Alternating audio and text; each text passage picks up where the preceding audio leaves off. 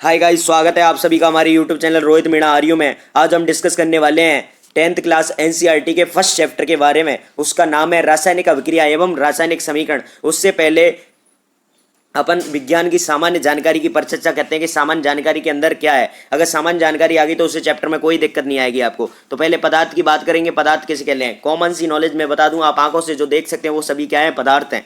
तो ऐसी वस्तु जिसका द्रव्यमान व आयतन होता है उसे क्या कहलाती है? पदार्थ कहलाती है। जैसे चीनी, नमक आदि। पदार्थ की मुख्य अवस्थाएं कौन कौन सी होती हैं? ठोस, द्रव, गैस। ठीक है, यहां तक कोई प्रॉब्लम नहीं होगी। आगे बढ़ते हैं, परमाणु की बात करते हैं। परमाणु किसे कहते हैं?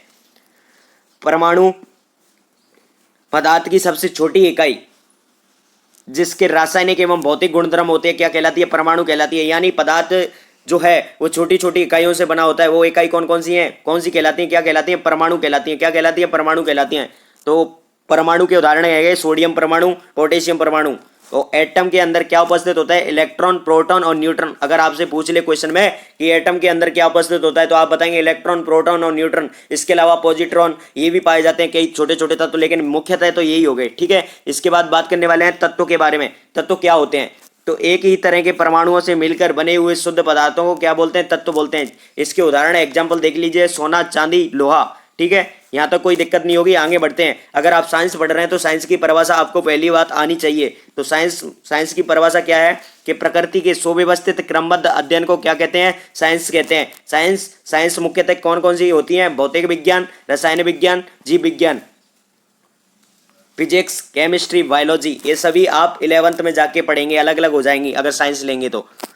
इसके बाद बात करते हैं कि अब तक कितने रासायनिक तत्व खोजे जा चुके हैं। तो अब तक कुल 118 रासायनिक तत्व खोजे जा चुके हैं, जिनमें से कौन कौन से? धातु, अधातु, उपधातु। ठीक है, यहाँ तक कोई प्रॉब्लम नहीं होगी। इसमें से प्राकृतिक जो प्रकृति द्वारा निर्मित हैं वो कौन कौन से तत्व हैं वो आगे अपन 5 चैप्टर में पढ़ेंगे, लेकिन उनकी संख्या अभी जान लेते हैं। 92 क्या है? प्राकृतिक तत्व, और 26 क्या है? 26 मानव निर्मित तत्व। यहाँ तो कोई प्रॉब्लम नहीं हुई। अगर इस पीडीएफ की आवश्यकता है तो यहाँ व्हाट्सअप कर सकते हैं, कॉल भी कर सकते हैं। No tension, no problem. आगे बात करते हैं तत्वों की सारणी। 118 जो तत्व हैं क्रम से हैं। जैसे कि एक परिवार में लड़के भी होते हैं तो वो क्रम वाइज तो होते हैं, पहले बड़ा फिर छोटा फिर छोटा, पहले छोटा फिर बड़ा, ऐसे तो होते हैं। तो ऐसे क्या है कि ये तत्वों की सारणी है। तो सबसे पहले जो खोजा गया तत्व हाइड्रोजन, उसके बाद हीलियम, उसके बाद lithium, beryllium, boron, carbon, nitrogen. तो ये क्या है? तत्व हैं। आपकी 10th क्लास तक 30 तत्व आपको क्रम वाइज याद होना आवश्यक है। तो इसके प्रतीक वेरी वेरी इंपॉर्टेंट, प्रतीक भी याद कीजिए और क्रमांक भी याद कीजिए। इसको क्या है, जो परमाणु भार है उसे क्या है कि परमाणु क्रमांक का दुगुना कर दीजिएगा, और बाकी कोई दिक्कत नहीं है। थोड़ा याद हो जाए तो ठीक है, नहीं हो तो इसको दुगुना कर दीजिएगा। मेनली यही है। ठीक है, इसके बाद बात करते हैं hydrogen, helium, lithium, beryllium, boron, carbon, nitrogen, oxygen, fluorine, neon, sodium, magnesium, aluminium, silicon, phosphorus, sulphur, chlorine, argon, potassium, scandium, titanium, potassium, calcium, scandium, titanium, vanadium, chromium, manganese, iron, cobalt, nickel, copper, zinc. अब अपन बात करने वाले हैं रासायनिक अभिक्रिया एवं रासायनिक समीकरण के बारे में। तो रासायनिक अभिक्रिया एवं समीकरण को अपन इंग्लिश में क्या बोलते हैं? Chemical reaction and equation.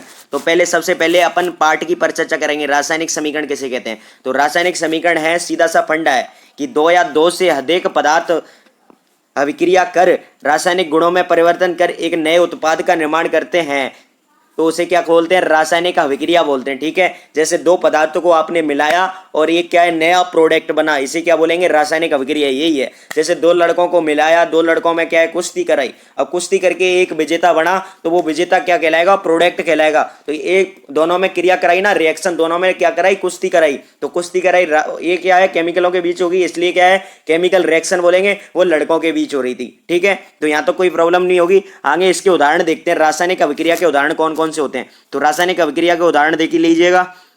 वायु तथा नमी की उपस्थिति में जंग लगना, जैसे लोहे पर जंग लग जाती है ना, तो वो रासायनिक अभिक्रिया का उदाहरण है। भोजन का पाचन, ये भी रासायनिक अभिक्रिया का क्या है? उदाहरण है। श्वसन, मैग्नीशियम, फीते का जलना, दही का बनना, ये रासायनिक अभिक्रिया के क्या है? उदाहरण हो गए। तो आपसे क्वेश्चन पूछ लिया जाए कि रासायनिक अभिक्रिया किसे कहते हैं, उदाहरण से समझाइए, तो ये पूरा आपको लिखना है। Thank you. इसके बाद बात करते हैं नेक्स्ट क्वेश्चन की। नेक्स्ट क्या बोलता है? नेक्स्ट टॉपिक है अभिकारक किसे कहते हैं। रासायनिक अभिक्रिया में अभिकारक आया ना, तो अभिकारक की परिचर्चा करेंगे कि अभिकारक क्या है, ऐसी क्या चीज है।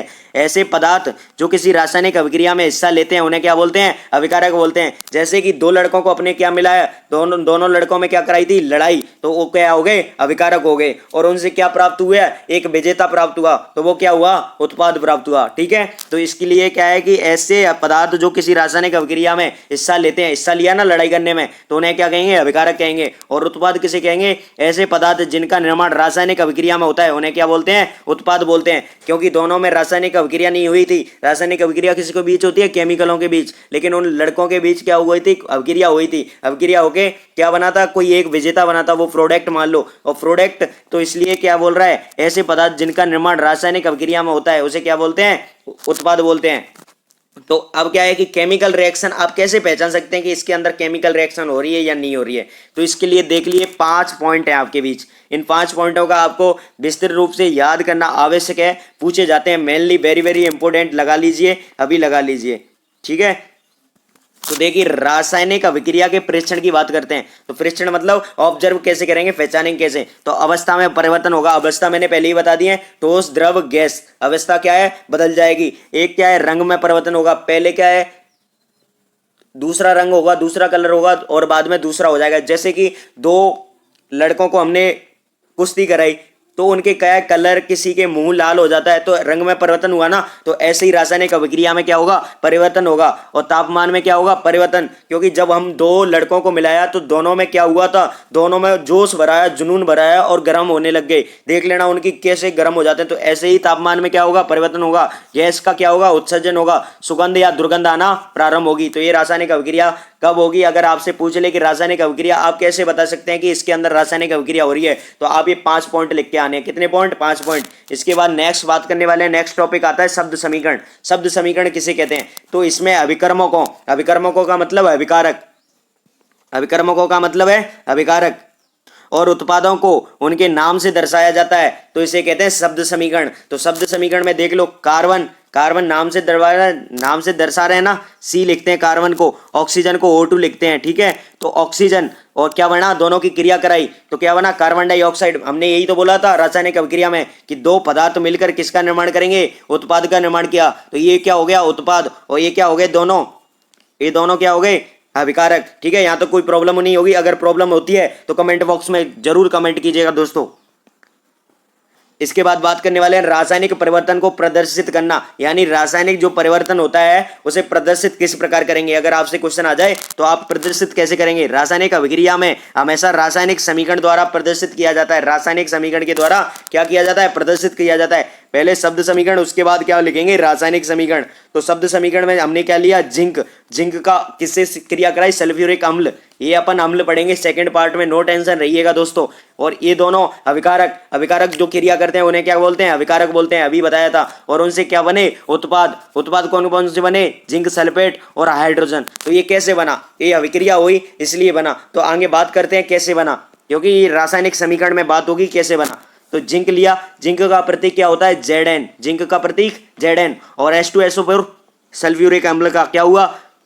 सूत्र, फॉर्मूला। तो ये दोनों क्या है? अभिकारक, यानी अभिक्रिया कर रहे हैं। और उत्पाद जो अभिकारक से दोनों अभिक्रिया करके क्या प्राप्त हुआ? उत्पाद प्राप्त हुआ। तो देखो जिंक है और हमारे पास क्या है? H2SO4। तो जिंक क्रिया करेगा, इसको बीच में से तोड़ेंगे, तोड़ दिया। अब तोड़ के H2 अलग हुआ, SO4 अलग हुआ। ठीक है, तो जिंक किससे क्रिया करेगा? जिंक इससे क्रिया करेगा SO4 से। तो क्या बनेगा? ZnSO4 ये बन गया। और H2 यहाँ से गायब हो जाएगा। H2 क्या है? गायब हो जाएगा। तो गायब होके ये आ गई। तो ये क्या है? उत्पाद। H2 क्या है? गैस। तो ये क्या है? गैस उड़ जाएगी। तो यहाँ तो कोई प्रॉब्लम नहीं होगी आपको। अगर होती है तो कमेंट बॉक्स में कीजिएगा, आपको नंबर डिस्क्रिप्शन में मिल जाएगा, कॉल कीजिएगा, आपको विस्तृत रूप से जानकारी बताई जाएगी।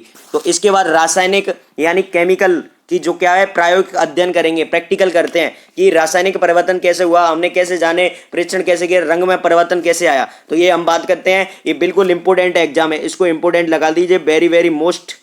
ठीक है, तो ये क्या है कि इंपोर्टेंट है, ये प्रयोग बार बार रिपीट होता है। तो मैग्नीशियम रिबन का वायु में क्या करेंगे? दहन कराएंगे। तो दहन कराने पहले क्या करेंगे? मैग्नीशियम रिबन लेंगे, उसका वायु में दहन निम्नलिखित चरणों में किया जाता है। सर्वप्रथम मैग्नीशियम रिबन को दहन करने से पहले उसको रेगमाल की सहायता से साफ किया जाता है, क्योंकि रेगमाल से मैग्नीशियम को साफ करने से उसके साथ जुड़ी हुई अशुद्धियां दूर हो जाती हैं। जैसे एक उदाहरण देता हूं मैं यहाँ आपके बीच, आपके टायर पंचर हो गया मोटरसाइकिल का हो गया, कार का हो गया, स्कूटर का हो गया, साइकिल का हो गया, तो आप कहाँ जाते हैं? आप जाते हैं दुकान पर, ठीक है, दुकान पर, साइकिल पंचर वाली दुकान पर। अब वो क्या है, टायर को खोलता है। अब टायर को खोलता है तो वो क्या करता है, टायर को खोल के पानी में उसमें कहाँ पंचर है वही देखता है ना, तो वहां पंचर है तो उसको क्या है कि रिगड़ता है, उस पंचर वाले स्थान पर क्या करता है, रिगड़ता है। किससे? रेगमाल से। तो वो क्यों रिगड़ता है? आपने कभी दिमाग लगाया? वैसे ही क्यों नहीं चिपकाया उसने?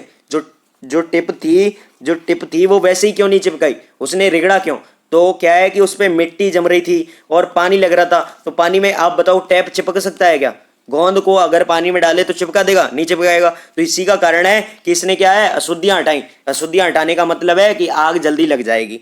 अभी तो वो टैप चिपक गया, तो ये बात है। उसके बाद क्या करते हैं, तत्पश्चात इसे चिमटे से पकड़कर बर्नर की सहायता से दहन कराते हैं। बर्नर आप जानते होंगे, जलाने वाला। तो इसके बाद आपका डायग्राम भी देख लीजिएगा दोस्तों। थर्ड पे क्या करेंगे, थर्ड पोजीशन पे क्या कहते हैं, दहन के पश्चात प्राप्त राख को वॉच गिलास में क्या कर लिया जाता है, इकट्ठा कर लिया जाता है। वो कैसे रंग की होती है? सफेद रंग की होती है, ठीक है, सफेद रंग की होती है। तो देखिए हमने क्या, मैग्नीशियम के फीते को किस में जलाया? वायु की उपस्थिति में। वायु की उपस्थिति O2 और मैग्नीशियम का फीता, और इन दोनों को जला के दोनों क्या है, जुड़ जाएंगे, दोनों एक नए उत्पाद का निर्माण करेंगे। तो क्या बनाया? MgO, जैसे बोलते हैं अपन मैग्नीशियम ऑक्साइड। मैग्नीशियम ऑक्साइड जो कैसे कलर का होता है? श्वेत कलर का। कौन से कलर का होता है? श्वेत कलर का। अब इसके बाद हमने क्या निष्कर्ष निकाला? ये प्रयोग करके कुछ तो हमने देखा होगा, क्या निष्कर्ष निकाला? कोई पूछे कि हम आपने प्रयोग क्यों किया, तो देख लीजिए।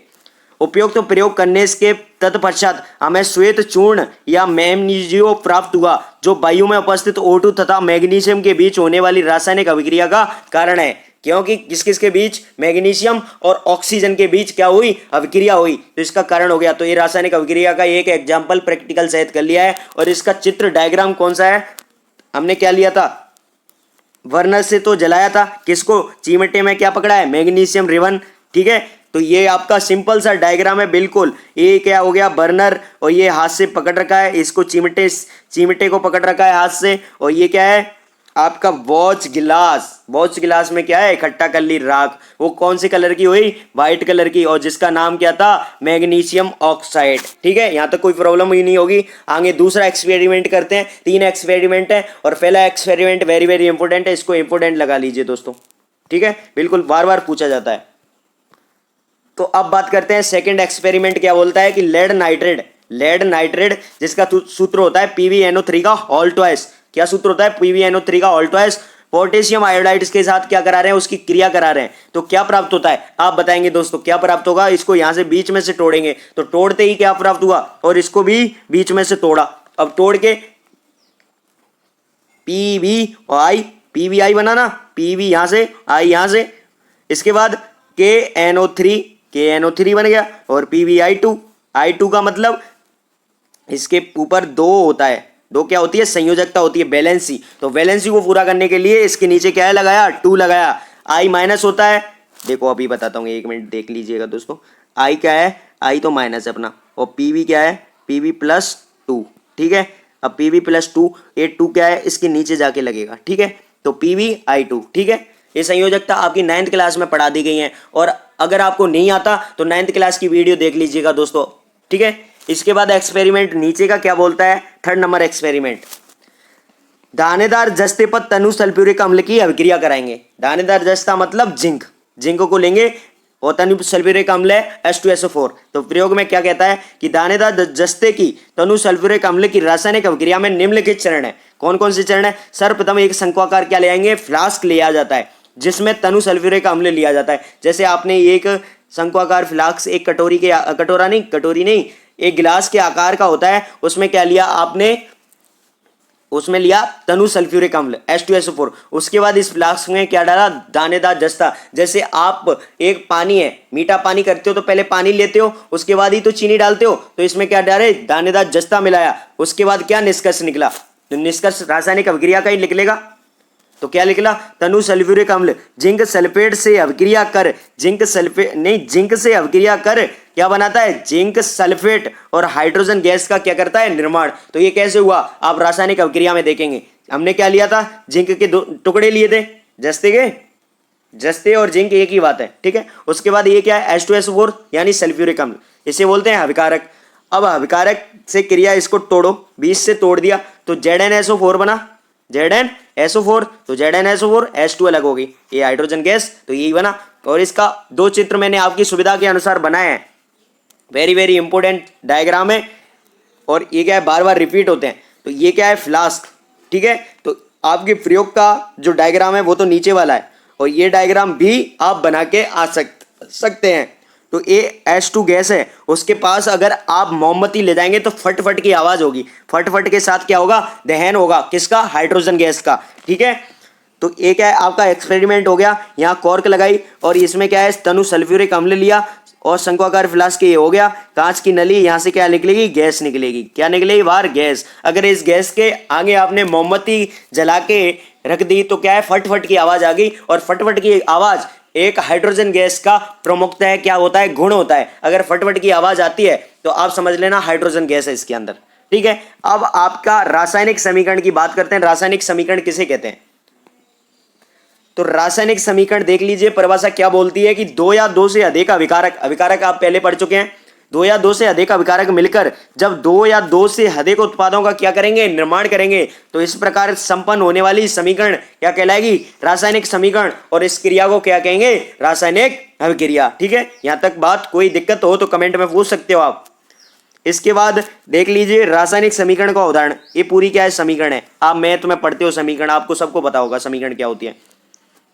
तो ये Mg रेगमाल वाला ऑप्शन आ गया, उदाहरण आ गया ना। तो मैग्नीशियम का ये क्या है, फीता, और उसको ऑक्सीजन की उपस्थिति में क्या कर रहे हैं, जला रहे हैं, तो इसके साथ क्रिया करके क्या बनेगा, MgO बनाएगा, MgO बनाएगा। तो ये इसकी बात हो गई। मैग्नीशियम, Mg का नाम मैग्नीशियम प्रतीक, ये आपको पता ही होगा, ऑक्सीजन, उसके बाद मैग्नीशियम ऑक्साइड क्या बना, उत्पाद। इसके बाद रासायनिक समीकरण लिखना सीखेंगे, कैसे लिखते हैं रासायनिक समीकरण लिखना। रासायनिक समीकरण लिखने में मुख्यतः 2 भाग होते हैं। पहला भाग आपको सबको बताया, पहले बता चुका हूं और बार बार रिपीट हो रहा है, देखते जाइए। पहला भाग अर्थात दायां भाग, इस ओर अभिकारक लिए जाते हैं। दायां भाग, दाएं मतलब दमदार, दमदार कौन सा हाथ होता है आपका, राइट, और बाएं मतलब बेकार, बेकार कौन सा, जो कोई काम नहीं करता, तो बेकार बाएं, बाएं हाथ हो गया ना। तो ये आपको कभी भूलने वाले नहीं है। तो बाएं भाग इस ओर उत्पाद लेके जाते हैं, बाएं की ओर क्या लेके जाएंगे, उत्पाद। जैसे एक बोर्ड पे लिखें, इसमें अब आप देख रहे हो तो कॉपी में तो उल्टा हो जाएगा, लेकिन अगर आप हाथ में देखेंगे तो वो सही है। तो अभिकारक की बात करते हैं कि अभिकारक किसी रासायनिक अभिक्रिया में, रासायनिक समीकरण में अभिक्रिया करने वाले पदार्थों को क्या बोलते हैं, अभिकारक। पहले ही पर चर्चा कर चुके हैं और उत्पाद की भी पहले परिभाषा पढ़ चुके हैं। तो देख लीजिए, द्वारा अभिकारकों के क्रिया करने के पश्चात जो पदार्थ प्राप्त होता है उसे क्या बोलते हैं, उत्पाद बोलते हैं। यहां तो कोई प्रॉब्लम नहीं होगी। इसके बाद उदाहरण देख लीजिए दोस्तों, उदाहरण में क्या बोलता है, कार्बन, कार्बन की क्रिया किससे कराई, ऑक्सीजन के साथ, तो क्या बना, कार्बन डाइऑक्साइड। देख लो, carbon dioxide. Right hand side, RHS का पूरा नाम क्या हो गया, राइट हैंड साइड, और LHS का पूरा नाम क्या हो गया, लेफ्ट हैंड साइड, ठीक है।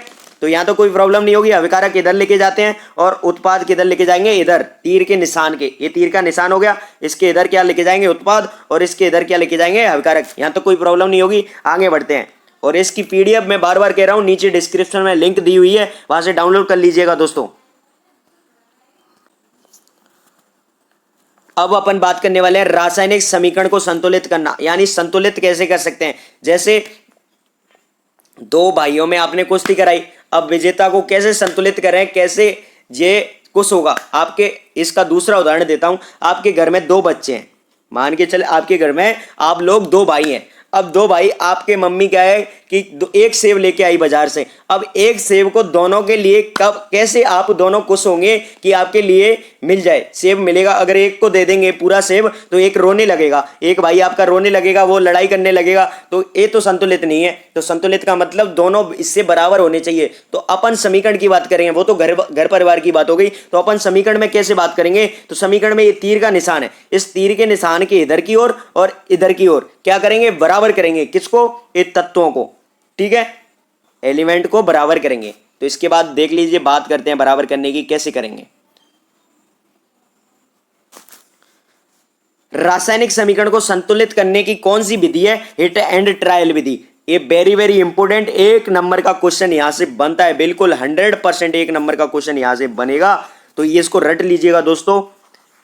रासायनिक समीकरण को संतुलित करने की कौन सी विधि है, हिट एंड ट्रायल विधि। कौन सी विधि है, hit and trial Vidhi. 1 number का क्वेश्चन, वेरी वेरी इंपोर्टेंट। तो देखिए अपने उदाहरण लिया एपी, एपी की क्रिया किससे कराई है, H2O, किसका सूत्र होता है, जल का, तो एपी प्लस H2O क्या बनाया, Ap3O4, ठीक है, 9th क्लास में सब बता दिया है, और H2 क्या है, बाहर निकल जाएगा, ठीक है, ये तो आपकी रिएक्शन होगी। अब अपन क्या है, इसको संतुलित करेंगे, अपन क्या करेंगे, इसको संतुलित, दोनों तरफ बराबर करेंगे। तो देखिए उपयुक्त अभिक्रिया में सबसे पहले उस तत्व को संतुलित करते हैं जिसकी मात्रा अभिकारक या उत्पाद में सबसे ज्यादा होती है। मतलब देखिए इस अभिक्रिया में किसकी मात्रा सबसे ज्यादा है, आपने F ही ले लिया, ठीक है, H ले लिया, H है ना इसके अंदर, H ले लिया, और क्या है, O है, इसके अलावा तो और कुछ नहीं है ना, ठीक है, यहां तक आपकी बात समझ में आ गई। अब इसमें देखो कि सबसे ज्यादा संख्या किसकी है, तो आप देख लो, इसकी ये 1 है, इसकी H की क्या है, नीचे 2 लग रहा है तो 2 है, और O की क्या है, 1 है, ठीक है, F की क्या हो गई, 3 हो गई, O की क्या है, 4 है, तो सब, और H की क्या है, 2 है, तो सबसे ज्यादा संख्या तो इसकी है ना, आपको समझ में आ रहा है ना। तो ऑक्सीजन की संख्या सबसे ज्यादा है, तो ऑक्सीजन को सबसे पहले क्या करेंगे, संतुलित करेंगे, यही बोल रहे हैं। तो निम्न अभिक्रिया में सबसे अधिक मात्रा किसकी है, अधिक मात्रा उत्पाद में किसकी है, ऑक्सीजन की, उत्पाद के अंदर ही तो है, तो इसलिए सबसे पहले O2 को क्या करेंगे, ऑक्सीजन को संतुलित करेंगे। इसको कुछ करते हैं बेटा, बेटा तू कुछ है, कैसे होगा, अब बेटा कुछ होता है, इनकी संख्या पहले लिख लेते हैं, इनकी संख्या पहले लिख लेते हैं। तो देखो इधर Fe कितने, 1, अभिकारक में Fe कितने, 1, और उत्पाद में देखो Fe कितने, 3 है ना, तो इधर 3 आ गई, उत्पाद के 3, और हाइड्रोजन में देखो, हाइड्रोजन कितने हैं, 2 है ना, अभिकारक के अंदर ये 2 लग रहा है, और इधर देखो हाइड्रोजन, इधर तो 2 है, ठीक है। अब ऑक्सीजन देखो, इधर कितने हैं, 1, और इधर कितने हैं, ऑक्सीजन 4, तो ऐसा एक में कितने का गुणा किया जाए कि 4 आ जाए, तो एक 4 का ही करेंगे ना, तभी तो 4 आएगा, तो तभी तो खुश होंगे, दोनों को बराबर मिलेगा। तो 4 का इसमें क्या कर दिया, गुणा कर दिया, गुणा करने पर क्या पाया, 4, तो इसके आगे अपन 4 लगा देंगे, इसके आगे अपने क्या लगा दिया, 4 लगा दिया, मतलब 4 का क्या कर दिया, गुणा कर दिया, आगे लगाएंगे, आगे लगा के 4 क्या हो गए, अब ऑक्सीजन, 4 क्या हो गए, ऑक्सीजन, ठीक है। अब आप अपने पास नया सूत्र बन के आ गया, कौन सा, Fe plus 4H2O, arrow Fe3O4 plus H2, ये अपना सूत्र हो गया। अब देखो इस समीकरण में कि सबसे ज्यादा संख्या किसकी है, उसको अपन संतुलित करेंगे। तो देखिए अब प्राप्त उपयुक्त अभिक्रिया में अभिकारक हाइड्रोजन की मात्रा सर्वाधिक है, इसलिए हाइड्रोजन को संतुलित करेंगे। तो हाइड्रोजन की मात्रा देखो कितनी है, 4 × 2, ये नीचे 2 लग रही ना, तो इस 2 का क्या करेंगे, इससे गुणा करेंगे, 4 दूनी 8, तो 8 हो गई ना, तो यहां हाइड्रोजन की संख्या 8, ठीक है, और यहां हाइड्रोजन की संख्या देखो कितनी है, 2, तो इस 2 में कितने का गुणा किया जाए कि 8 आ जाए, तो 4 का ही करेंगे, 4 का ही करेंगे ना, 4 × 2 तभी तो आएगा 8, तभी तो आएगा 8, तो इसमें अपने क्या कर दिया, 4 का गुणा। अब ये भी संतुलित और ये भी संतुलित, और हाइड्रोजन वो आयरन था ना, वो भी संतुलित कर लिया हमने। अब अपना क्या बचा है, अब अपना आयरन कहाँ किया था, ऑक्सीजन किया था ना, अब अपना क्या बचा है, अब अपना आयरन बचा है। तो अब अपन क्या करेंगे, आयरन को संतुलित करेंगे। तो आयरन को, अब निम्न अभिक्रिया में Fe की मात्रा संतुलित नहीं है, इसलिए Fe के आगे 3 लगाएंगे। और 3 क्यों लगाएंगे, देख लीजिएगा, इधर क्या है Fe 1 और इधर क्या है 3, तो 1 में कितने का गुणा किया जाए कि 3 आ जाए, तभी तो बराबर होंगे दोनों साइड। तो किसका करेंगे, 3 का ही तो करेंगे, तो इसके आगे क्या लगा देंगे, 3 लगा देंगे। इतना आ गई समझ में, तो देख लो ये 3 लगा दी ना, और यहां क्या हो गया 4H2O, और इसके बाद अपनी क्या समीकरण बन के आ गई, 3Fe plus 4H2O, arrow Fe3O4 plus 4H2। इस प्रकार प्राप्त समीकरण क्या कहलाएगी, संतुलित रासायनिक समीकरण। कोई फंडा नहीं है, बिल्कुल सिंपल सी बात है, सिंपल सी बात है कि सबसे पहले उसको संतुलित करेंगे जिसकी संख्या ज्यादा है। इस अभिक्रिया में सबसे पहले उत्पाद और अभिकारक में देखेंगे कि किसकी संख्या ज्यादा है, किस तत्व की संख्या ज्यादा है, तो उसको क्या है सबसे पहले संतुलित करेंगे। उसके बाद जो समीकरण प्राप्त हुआ उसमें देखेंगे ये अब किसकी संख्या ज्यादा है, तो उसे संतुलित करेंगे। फिर उसके बाद वो दूसरा समीकरण प्राप्त हुआ उसे देखेंगे। तो ये ऐसे क्या है कि आपकी संतुलित रासायनिक समीकरण बार बार प्रैक्टिस करने से आप कभी नहीं भूलेंगे, तो बनते रहिए मेरे साथ।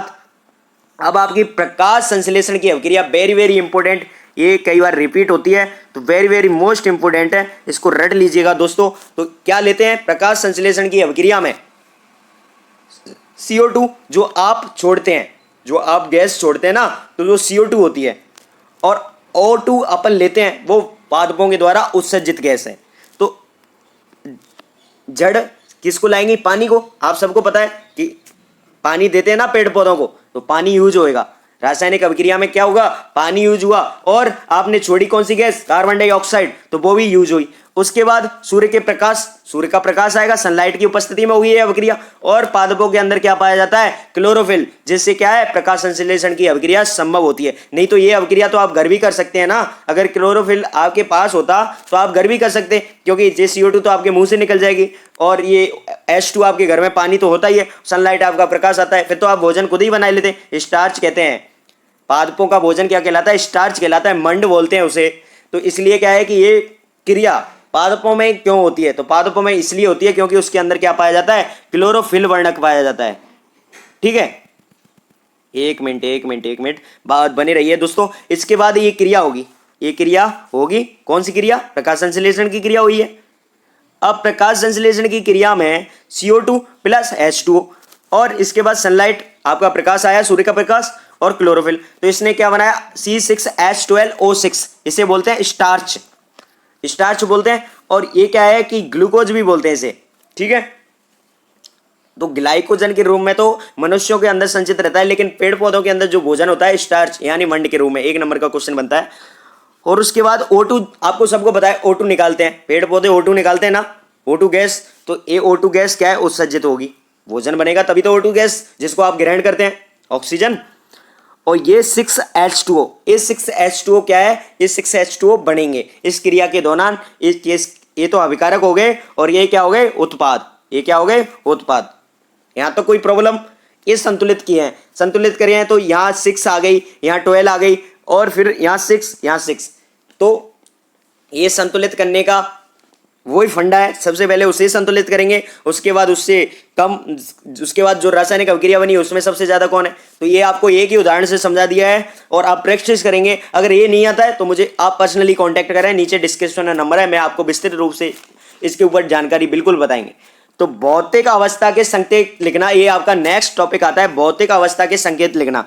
रासायनिक समीकरण को अधिक सूचनापूर्ण बनाने के लिए अभिकारकों तथा उत्पादों के रासायनिक सूत्र के साथ भौतिक अवस्था भी दर्शाई जाती है। जैसे ठोस को अपन इंग्लिश में क्या बोलते हैं? Solid, SOLID। ठीक है, सॉलिड ही बोलते हैं ना। और द्रव को बोलते हैं LIQUID, लिक्विड। और गैस को क्या बोलते हैं? GASS, गैस ही बोलते हैं। और जलीय विलयन को एक्वस, AQUES, एक्वस बोलते हैं। तो इनका पहला वर्ड ले लेंगे तो हमको पता लग जाएगा एक किस फॉर्म में, किस अवस्था में। तो अपन ठोस लेंगे तो उसके नीचे देख लो, ये S लगा दी, तो फेरस अपना क्या है? सॉलिड अवस्था में। जैसे H2O हमने किस फॉर्म में लिया? गैस की फॉर्म में, तो गैस की फॉर्म में लिया है तो G लगा दी।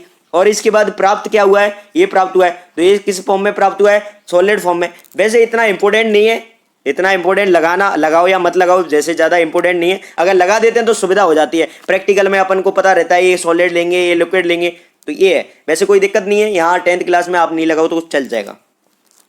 और 4H2, तो ये आपकी रिएक्शन पहले ही बता चुके हैं, तो कोई दिक्कत नहीं है, यहाँ तो कोई प्रॉब्लम नहीं है। इसके बाद बात करते हैं संतुलित रासायनिक समीकरण का महत्व।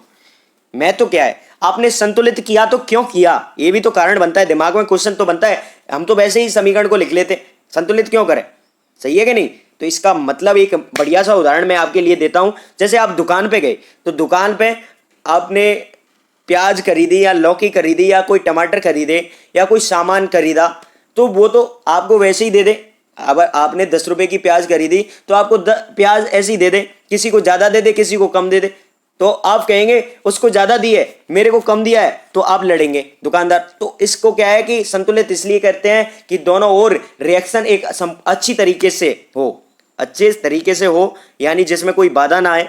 तो रासायनिक समीकरण द्रव्यमान संरक्षण के नियम का क्या करती है? पालन करती है। अर्थात अभिक्रिया में भाग लेने वाले पदार्थ और उत्पाद बराबर मात्रा में होते हैं। यानी रासायनिक समीकरण का मतलब ये है, रासायनिक समीकरण का मतलब तो आपको पता ही है, लेकिन रासायनिक समीकरण का महत्व तो ये बताता है कि जितने अभिकारक लेंगे उतने ही क्या बनेंगे? उत्पाद बनेंगे। यानी इधर आपने अभिकारक लिए 5, तो इधर भी क्या बनेंगे, 5 ही बनेंगे। तो ये क्या है, रासायनिक समीकरण का द्रव्यमान संरक्षण के नियम का क्या करती है, पालन करती है। तो द्रव्यमान संरक्षण का नियम क्या कहता है वो भी देख लीजिएगा। किसी भी रासायनिक अभिक्रिया में द्रव्यमान का ना तो निर्माण किया जा सकता है और ना ही विनाश किया जा सकता है। अर्थात किसी रासायनिक अभिक्रिया के उत्पाद में तत्वों का कुल द्रव्यमान अभिकारक तत्वों के कुल द्रव्यमान के क्या होगा, बराबर होगा। यानी इधर आपने 50 ग्राम लिए हैं तो इधर भी आपके कितने बनेंगे, 50 ग्राम बनेंगे। यहाँ तो कोई प्रॉब्लम नहीं होगी दोस्तों। और ये आपकी अभिक्रिया बार बार रिपीट हो गई है तो आपको याद हो गई होगी मे बी हाफ। तो जिंक की अभिक्रिया किससे कराई, तनु सल्फ्यूरिक अम्ल से। तो तनु सल्फ्यूरिक अम्ल से इसको तोड़ो, यहां से तोड़ेंगे तो क्या है, जिंक SO4 और H2O क्या निकल जाएगी बाहर। तो ये क्या है, जिंक सल्फाइड बन गया और हाइड्रोजन। यहां तो कोई प्रॉब्लम नहीं होगी। एक क्वेश्चन जो बार बार एग्जामों में, इसे आप अपनी प्रैक्टिस बनाइए दोस्तों। ये क्वेश्चन आपको मैंने अपनी तरफ से लिखा है तो इससे प्रैक्टिस बनाइए। और आपकी बुक में भी क्वेश्चन है। तो निम्नलिखित रासायनिक अभिक्रियाओं के लिए संतुलित समीकरण लिखनी है। तो इसको कमेंट में बताइएगा, कमेंट में लिख के बताइएगा। मैं आपके चेक करके बिल्कुल कमेंट का रिप्लाई करूंगा, ठीक है। यहाँ तक कोई प्रॉब्लम, ये आपकी क्या है, क्वेश्चन है, होमवर्क रफ में नोट कीजिएगा दोस्तों इनको। और ये PDF आपके नीचे डिस्क्रिप्शन में लिंक है, वहां से डाउनलोड कर लीजिएगा दोस्तों, ठीक है। ये आपके 2 क्वेश्चन है। निम्नलिखित अभिक्रियाओं के लिए उनकी अवस्था के संकेतों के साथ संतुलित रासायनिक समीकरण संतुलित करना है। तो यहाँ तक ये क्वेश्चन वेरी वेरी इंपॉर्टेंट है। और इसके बाद अपन बात करने वाले हैं रासायनिक अभिक्रियाओं के प्रकार। तो रासायनिक अभिक्रियाओं के प्रकार की चर्चा अपन नेक्स्ट वीडियो में करेंगे। Thank you so much watching for this video. Next video आने वाली है बहुत ही खतरनाक, रासायनिक अभिक्रियाओं के प्रकार। ये बिल्कुल वेरी वेरी इंपॉर्टेंट है। यहाँ से क्वेश्चन हर बार रिपीट होता है, आपके बिल्कुल कहीं नहीं जाएंगे नंबर, यहाँ से बिल्कुल, यहाँ बिल्कुल एग्जैक्ट है। Thank you so much watching for this video. Like comment share and subscribe. मिलते हैं नेक्स्ट वीडियो में।